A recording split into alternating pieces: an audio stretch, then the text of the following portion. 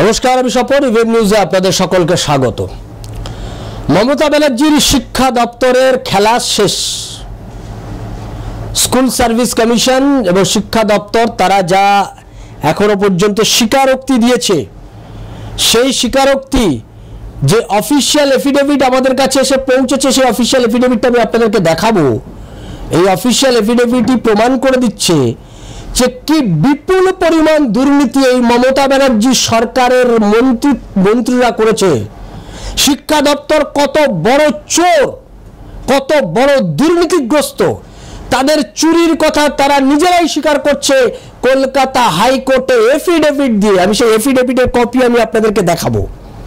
আপনারা দেখুন, প্রথম এই যে এফিডেভিট কপি দেখছেন, কি দেখছেন এখানে? First SLST 2016 number of total recommendation কত ছিল? 11,425 দেখতে পাচ্ছেন এখানে। Number of total appointment letter generate করা হয়েছে কত? কত অ্যাপয়েন্টমেন্ট লেটার দেওয়া হয়েছে জানেন? 11,425। যেখানে দেওয়ার কথা তাদেরকে অ্যাপয়েন্টমেন্ট লেটার দেওয়া হয়েছে 12,964। কলকাতা হাইকোর্টে কালকে কান ধরে শিক্ষা দপ্তর বলেছে আমরা 1,539টা এক্সেস অ্যাপয়েন্টমেন্ট লেটার জেনারেট করেছি। কত? 1,539। আপনি হিসেব করুন তো, এই 1,539 ইন্টু 20 লাখ করে হিসেব করুন তো, গড়ে কত লক্ষ টাকা শুধু এখান থেকে একটা 2016 এসএলএসটি থেকে রোজগার করেছে। এর বাইরে যাদের নাম উঠেছে এটা তো এক্সেস। আর এই যে 11,425 এদের কাছ থেকে কত টাকা নিয়েছে? এদের ফেক যেগুলো রয়েছে, জালি যেগুলো রয়েছে। এরপরের তালিকাটাতে চলে আসুন, আমি পুরোটা পড়ে দিচ্ছি না। ক্লাস 11-12 এর জন্য 2016 কতজন পাওয়ার কথা? 5,557 জন আইন অনুযায়ী। আর ইস্যু করেছে কত অ্যাপয়েন্টমেন্ট লেটার? 5,756। 199 জনকে এক্সট্রা অ্যাপয়েন্টমেন্ট লেটার দেওয়া হয়েছে। কালকে কান ধরে উঠবোস করতে করতে মমতা ব্যানার্জির শিক্ষা দপ্তরের পক্ষ থেকে তারা কান ধরে হাইকোর্টের সামনে তারা এফিডেভিট দিচ্ছে। এফিডেভিটটা দেখতে পাচ্ছেন, এই এফিডেভিট আমরা নিয়ে এসেছি, আমরা দেখাচ্ছি আপনাদেরকে। আরেকটা গ্রুপ ডি 2016 3,881 দেওয়ার কথা ছিল, তাতেও জল আছে। দিয়েছে কতজনকে অ্যাপয়েন্টমেন্ট লেটার? 4,550। কি বলছে মমতার শিক্ষা দপ্তর? বলছে আমরা 669 জনকে এক্সট্রা দিয়ে দিয়েছি অ্যাপয়েন্টমেন্ট লেটার। বিজেপি বলছে না, আইএসএফ বলছে না, কংগ্রেস বলছে না, সিপিএম বলছে না, বিরোধী দলগুলো বলছে না। কে বলছে? বলছে মমতা ব্যানার্জির শিক্ষা দপ্তর। কান ধরে বলছে যে স্যার আমরা এটা ভুল করেছি। এই 669 জন মহামান্য আদালতের কাছে গিয়ে বলছে, হাত জোড় করে বলছে যে মাননীয় বিচারপতি আমরা অন্যায় করে ফেলেছি, 669 জনকে দিয়েছি গ্রুপ ডিতে। গ্রুপ সিতে কত? সব 2016 দেখাচ্ছি। এবার 17, 18, 19, 14, 13, 12 সব হিসেব করতে করতে যান। কত লক্ষ কোটি টাকা লুট করেছে। আপনি বসে এই যত সংখ্যা হচ্ছে সংখ্যার সঙ্গে আপনি 20 লক্ষ করে গুণ করে ফেলুন। গিয়ে কোথায় সংখ্যা দাঁড়াবে কোথাও ঠিক ঠিকানা নেই। 2,067 ইস্যু করার কথা ছিল অ্যাপয়েন্টমেন্ট লেটার, ইস্যু করেছে 2,483। 416টা ইস্যু করেছে এক্সট্রা। এটা একটা গেল পার্ট। এর পরের পার্টে আসি। অ্যাসিস্ট্যান্ট টিচার 9-10 লেভেলের টোটাল রেকমেন্ডেশন 11,610। ওএমআর ইস্যু হয়েছে 808।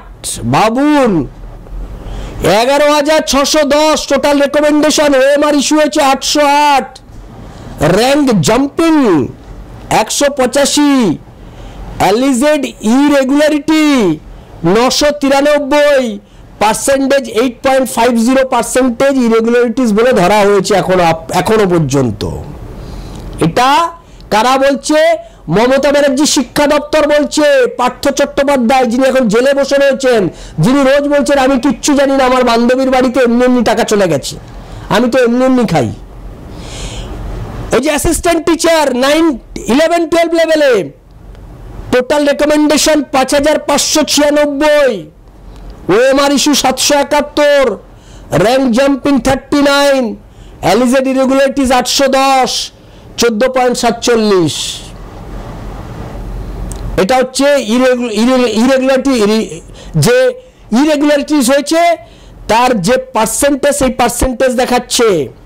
গ্রুপ সিতে একই গল্প, 2037, 783 ওএমআর সিট, ইরেগুলারিটিস হয়েছে 783 জন, গোটাটাই irregularities, 38.43%। Group D 3880, OMR issue 1741, 44.87% irregularities পাওয়া গেছে। মমতা ব্যানার্জির পরেও দাবি করছে যে তার সরকারের নাকি কোনো দুর্নীতি হয়নি। তাহলে এই যে স্বীকারোক্তিটা কার? এই দুর্নীতির দায় কার? এই দুর্নীতির দায় মমতা ব্যানার্জির। এই দুর্নীতির সঙ্গে যুক্ত হয়ে পড়েছেন তৃণমূল কংগ্রেস। এই দুর্নীতির জন্য দায়ী তৃণমূল কংগ্রেসের সরকার। মমতা ব্যানার্জির উচিত এই দুর্নীতির দায় মাথায় নিয়ে তার পদত্যাগ করে চলে যাওয়া। এরকম ভয়ঙ্কর দুর্নীতি তার দপ্তর, তার নিজের দপ্তর, তার সরকারের দপ্তর, যে সরকারের মালিক তিনি, যে সরকারের মালিক তার পরিবার, সেই সরকারের এই রকম ভাবে সেই সরকারি এফিডেভিট দিচ্ছে হাইকোর্টে, বলছে মহামান্য আদালত আমরা অন্যায় করিয়াছি। কতটা অন্যায় করিয়াছি? বলেছে ইহাই অন্যায় করিয়াছি। এই যে অন্যায় দেখাইয়া দিয়েছে, এই অন্যায় কার অনুপ্রেরণা হয়েছে? এই প্রশ্ন যখন আদালত করবে তখন আদালত বিচারপতিরা খুব খারাপ হয়ে যাবে। সে কারণে প্রাক্তন বিচারপতি অভিজিৎ গাঙ্গুলি চোখের বালি, বর্তমান বিচারপতি মাননীয় দুর্গা অমৃতা সিনহা তার কাছ থেকে আদালতের ওই মামলাগুলো সরাতে চাইছে, সমস্ত দুর্নীতির মামলা সরাতে চায়, কিন্তু তাতেও তো কোথাও শেষ রক্ষা হচ্ছে না। কারণ যেদিকেই যাচ্ছে, অভাগা যেদিকে যায় সাগর শুকায় যায়। মমতা ব্যানার্জির এখন সেই অবস্থা হয়েছে। দুর্নীতির পাকে নিমজ্জিত গোটা রাজনৈতিক দল এবং সরকারটা। সেই সরকারকে বাঁচাবে কে? জনগণ আগামী লোকসভা নির্বাচনে সরকারকে ছুঁড়ে ফেলে দেওয়ার জন্য প্রস্তুত হচ্ছে। লোকসভা নির্বাচন হবে তার রিহার্সাল, এবং লোকসভা নির্বাচনে তৃণমূল কংগ্রেসের বিপুল পরাজয়। কার জয় জানি না, তৃণমূল কংগ্রেস বিপুল পরাজয়ের সম্মুখীন হবে। এটা কিন্তু এখন থেকেই বোঝা যাচ্ছে। তার সরকারের এই বিপুল দুর্নীতি, যা তার সরকারের দপ্তর নিজেরাই স্বীকার করছে। বাংলার মানুষ এই দুর্নীতি দেখে মুচকি হাসছে আর বলছে 24-এর জবাব পাবে। আমরা সে পর্যন্ত নজর রাখবো। আপনারা নজর রাখুন ইভিএম নিউজের পর্দায়। ইভিএম নিউজ আপনার কথা বলে। নমস্কার।